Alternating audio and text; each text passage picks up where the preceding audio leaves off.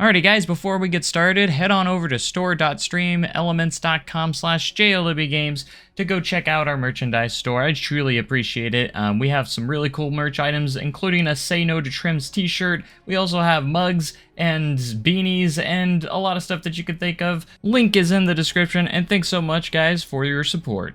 What is up everybody, it's Joe from JLW Games, coming at you with another cool video, and a very exciting video because today we're going to be setting up our new challenge park.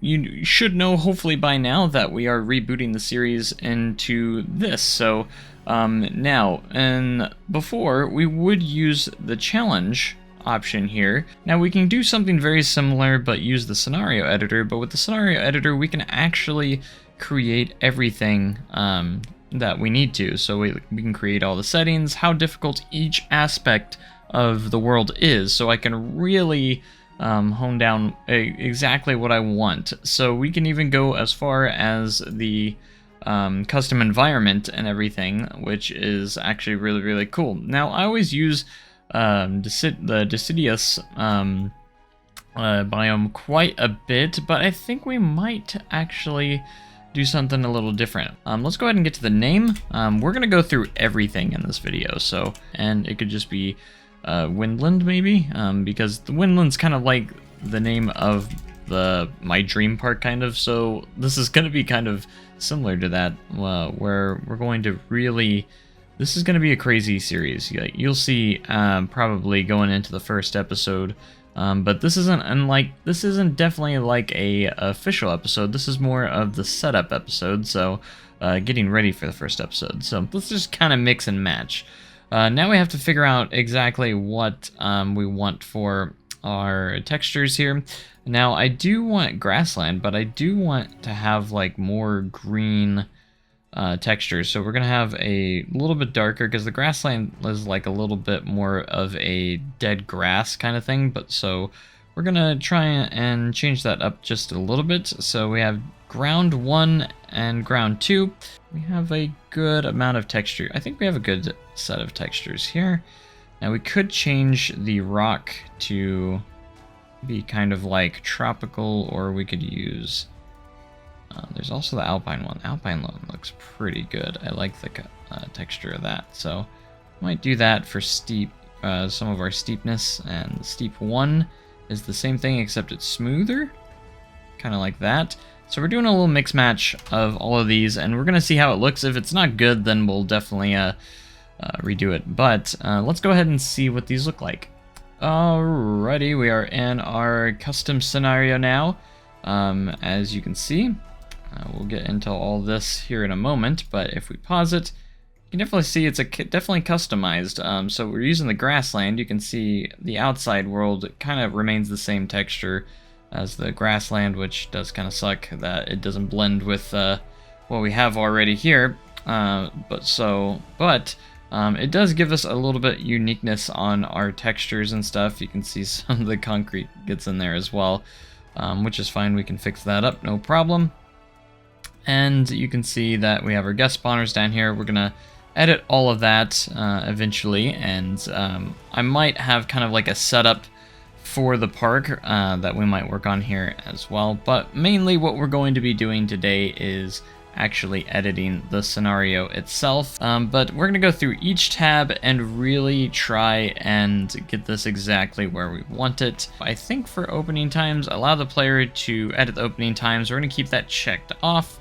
We'll go back to the guest spawn points later on, of course, and then we'll just, I guess, keep it here where it's at. Maybe go to 7. I don't know.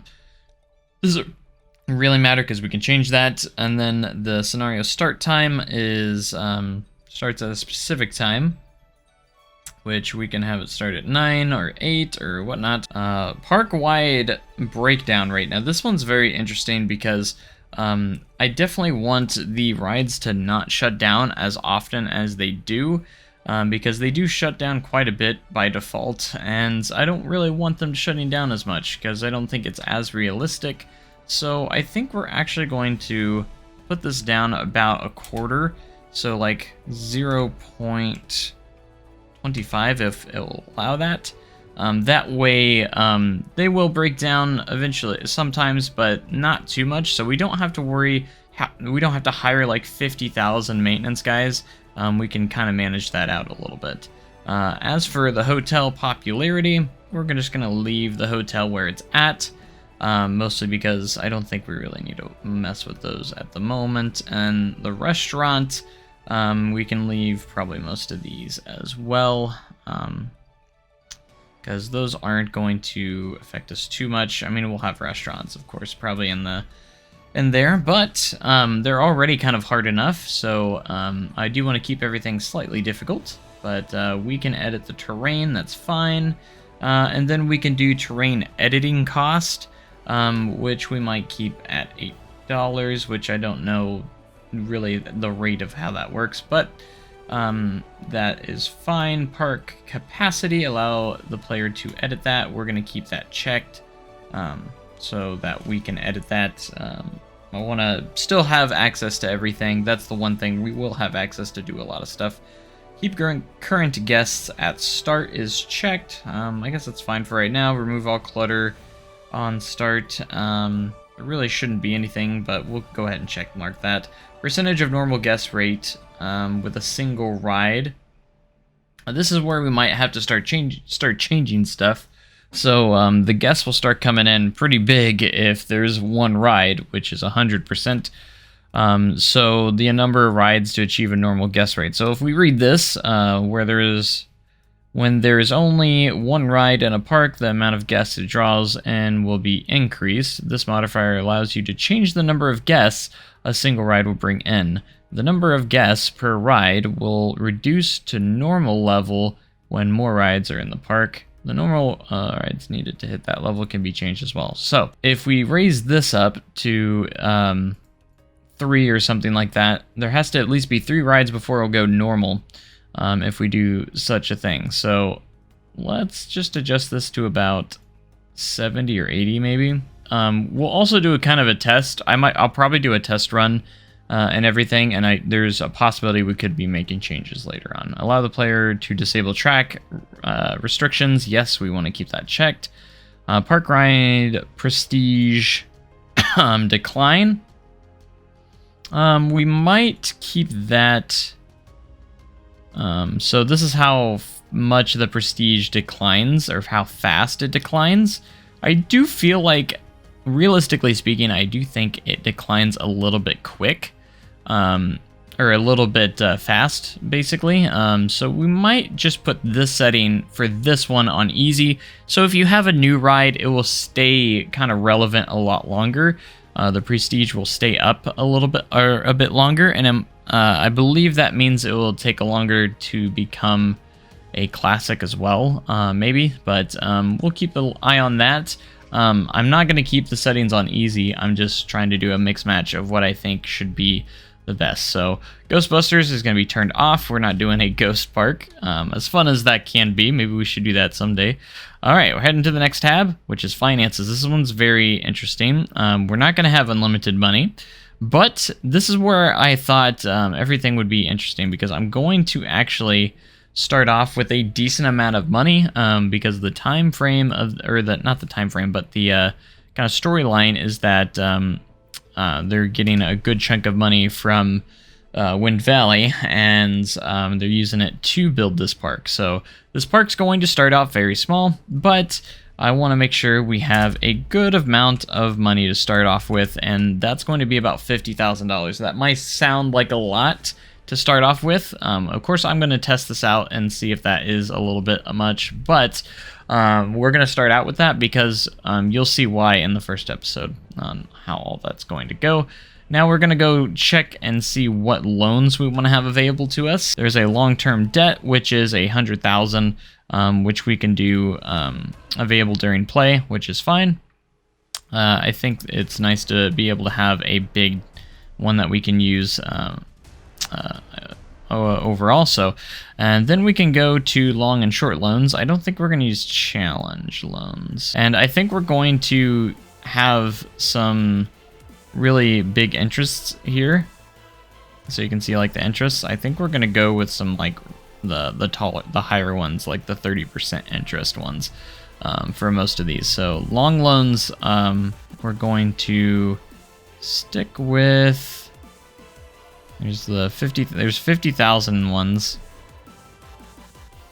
and we're gonna go available during play for the 50,000, which is a long one. We can do some short loans, which also has the 50,000.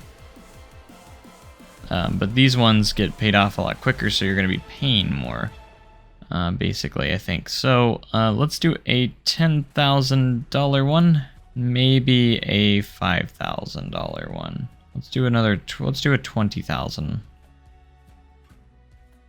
That way we have good amount of options for loans. That should be good enough, though. And then we have the refund multiplier when it's deleted, and then the coaster track refund multiplier. I think I'm going to do this one at 100, mostly because sometimes you can make mistakes on coaster tracks, and you don't want to get, you know, I don't think it's fair to be punished for that. So, especially if you're trying to get coaster track correctly built. So, all right, heading into the research. This is another one that might be interesting. I don't know if we'll do much research because I think I want to keep research a little bit off here. We could go through and figure out, so I could just at the moment just have everything already available right at the beginning, which I think is kind of fine for what I'm going to be doing. I know, like, it makes sense for me to have to research everything, and I do want to make sure there's stuff available. The only thing I could think of is maybe do some of the more impressive rides and having to do research if we want to, but I don't think research is really a thing if I'm going to be, like, realistically speaking, because, like, if we have the money to build something, we can build it. There's just not really I don't think there should be a limit on having to research rides, because that's not much of a thing. Well, I mean, it is kind of, but, like, I don't know, maybe you guys might disagree. Let me know in the comment section, but I think I just prefer to have everything available and then build as I go, kind of. I'm gonna build realistically. I'm not going to go for the biggest ride right off the bat with that $50,000. We're going to be responsible with our money and actually make realistic decisions. So going into marketing, I think we can put the max marketing campaigns all the way up, and that way we can actually market our stuff. Staffing, this is going to be another one. This one and the guests are really going to be ones we're going to spend time on here to figure out. So staff features, we are going to have those on. So we have to worry about all of our staffing. And then general settings, for all of the staffing, you can do default, you can do easy, hard, work, adverse, or overtime. So there's a lot of different options we can do here.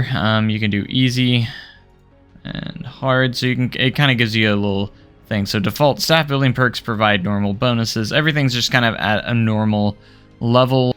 All right, entertainers, and you can really get into detail of each position and each staff member here. So entertainers, so I think for this one we're going to do entitled. So entertainers are going to be a little bit more difficult to figure out because they are going to want more money to be more happier. As for mechanics,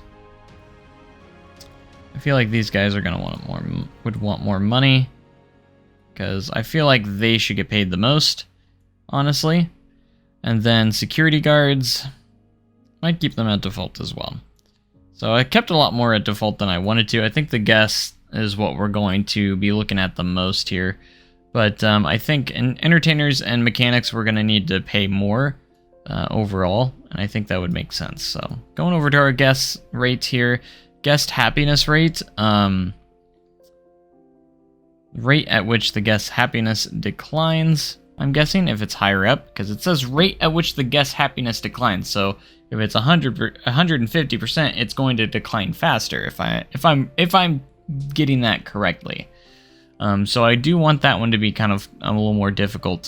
So it's going to be harder to please our guests or keep them happy.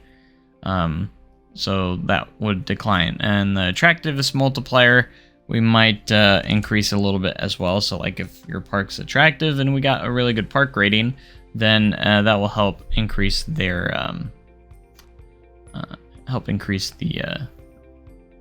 their happiness. So, and honestly, we'd probably have a little bit more families than anything, and then teenagers. So demographic segregation. So single and group and adults. So it shows how much they'll spawn as a single and then how much as a group. Honestly, groups are probably more common, honestly, so that's why I'm gonna raise that up. Chance the guest will spawn with a trait, 10%. Presets, and then we can do we can really like go through these. So wealthy, we'll keep that one at medium. Poor, keep that one honestly kind of low. Thrill seeker, we'll do high. Scaredy cat, I guess you can put none, so like there's a no chance for him to pop up. Impatient. Or patient, sorry. Patient, low, and then impatient, high. So people are going to be impatient pretty quickly. I don't know if that will affect queue lines, though. Oh yeah, it's more of a queue thing as much. Actually, let's do it kind of the opposite. That way, because I think queues will be fine. Litterbug, bins, what bins? I think we'll keep that kind of low. Hungry, medium. Slow metabolism, medium. Full of energy. Let's do that one on high. Lack of energy, let's do that one low. All right, I might actually see if there's any that I want to just kind of not have at all. But traits, let's go ahead and bump this up actually so the guests actually can spawn with these traits. If we head over to crime, we can go ahead and adjust this. Vandal group spawn chance, 5% happiness threshold. Happiness rating at which vandals will commit crimes. So like if I guess our happiness rate is at 30, they'll do it more often. Minimum number of guests for pickpockets. Let's raise this up a bit. All right, I think that's all pretty good right there. I hope I didn't make it too easy, but I tried to make a good amount of, depending on what I think would be more realistic. I do want to make it to where it's harder to please the guests, so hopefully I did the guest happiness rate correctly, where their happiness declines a lot quicker. If we go to the objectives, we can start with an objective. These don't really matter too much, as they're not going to do as much, but we could make it a thing if we want to. And then for gold, we'll do park profits for 20K. Heading into our park here, we can see that we're going to close the park here for a minute. Move our stuff around, and really we can kind of get this set up, because I want to make sure the guest spawners are in the spot that we want. So I'm going to build kind of set that up, and we'll go from there. So because I don't really want I kind of want to avoid them coming out of a awkward tunnel thing. So yeah, let's do that.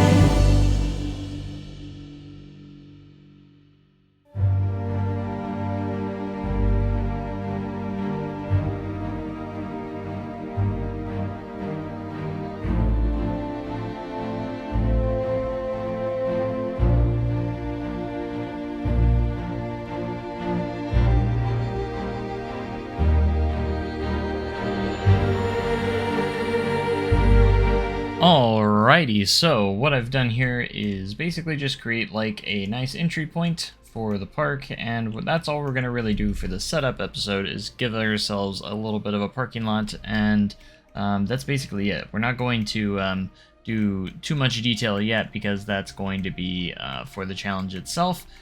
So basically I just wanted to make sure there was basically a guest spawner, and just, you know, next to the guest spawner I decided to give us just a little bit of a starting parking lot and everything.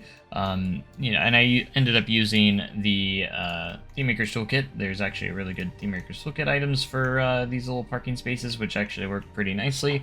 And I kind of set it up very simple. So like we're gonna be a very small park to begin out, and then I can easily expand this parking lot very easily later on if I so desire. So that's basically what I wanted to do. I was thinking about putting in a lot of trees to fill up the entire map because, you know, that's what it would be, but I'm actually not going to do that because one, frame rates, and then the other reason would be is because it would actually raise our park rating the more scenery that you put in. So I don't want to put too much in at the beginning because obviously that already put us up to 44, and we want to make sure we earn that on our own actually. So this is going to be kind of like the starting point. I just wanted to get in, make sure the terrain was correct the way I wanted it, and everything else is going to be up to us. So I just wanted to put together a little starter for this park. I'm going to do a lot more effort when it comes to, like, obviously, like, these parking lots. If I want to put more plants in here, that's going to be up to us later on. We don't get to start off with that luxury. So we're going to have $50,000 to spend on what we want, and if we want to use it on some of the parking lot, that is totally up to us. But we got to remember that we do have to worry about money. So anyways, that's going to do it for the setup video. If there's anything different in the first episode, it's mostly going to be because I'm going to be testing this off screen to see how it works, and kind of to get a feel for the settings. And then if I feel like the settings need to be changed, you might see it in the first episode, but we'll kind of get there when we get there. So anyways, I hope you guys are excited just as much as I am for this new challenge park. This isn't an official episode. This is more of just a setup for the challenge that we have ahead of coming up. So anyways, thank you guys so much for watching. Make sure you comment, like, subscribe for more amazing content like this, and I'll see you guys next time. Thanks so much, and goodbye. Alrighty guys, if you guys like energy drinks and really awesome energy drinks, be sure to check out our sponsor today, Dubby. Link in the description. I personally like the Push and Punch. It's one of my favorites. And then once you get to checkout, just use code JLWGames and you'll get 10% off of your purchase. And that's not just the first time. You'll get 10% off every time you order from Dubby if you use my code JLWGames.